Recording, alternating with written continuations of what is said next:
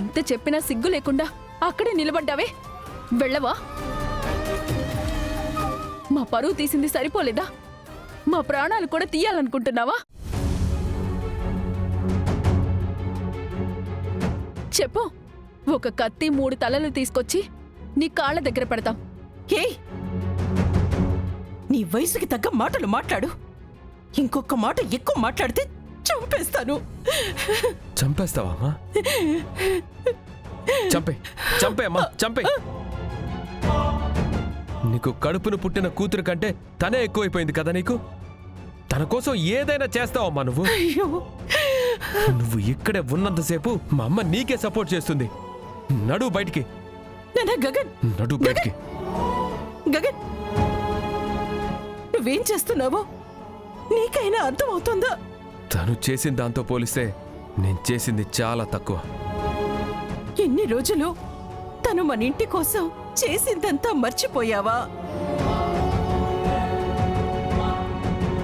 అత్తయ్య, మీరు ఇంకా ఇన్ని ఒప్పించాలని చూడకండి. మీరు చెప్పాలని చూసే కొద్దీ ఆయనలో నా మీద ద్వేషం ఎక్కువ అవుతుంది. మండపంలో ఆయన విన్నది చూసింది మాత్రమే నిజమని నమ్ముతున్నప్పుడు అది అబద్ధమని నమ్మించాలనుకోవడం వృధా ప్రయాస. తనకి భార్యగా, మీకు కోడలిగా, పూరికి వదినగా నాకీ ఇంట్లో చోటు లేదంటున్నారు. వెళ్ళిపోతాను. మీ అందరికీ దూరంగా వెళ్ళిపోతాను. భూమి, వాడేదో కోపంలో అన్న మాటలు పట్టుకొని నువ్వు కూడా ఏంటి భూమి? ఇన్నేళ్ళు నీకు అన్నీ మేమే అని బతికావు కదా, ఇప్పుడు ఎక్కడికి వెళ్తావు?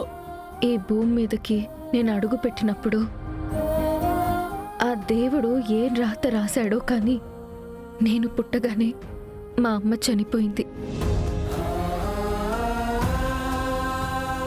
అప్పుడే ఒంటరిదాన్నైపోయాను.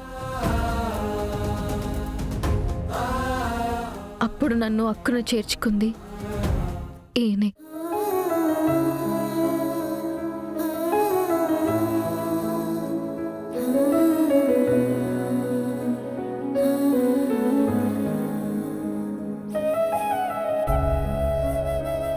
నాకు ఊహ తెలిసాక దేవుడు మా అమ్మని తీసుకెళ్ళిపోయినా బావని నా కోసం పంపించాడనుకున్నాను.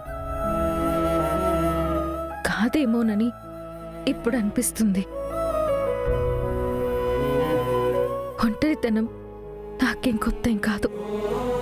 వెళ్ళిపోతాను. దేవుడు చూపించే దారిలో తెలియని గమ్యాన్ని వెతుక్కుంటూ వెళ్తాను.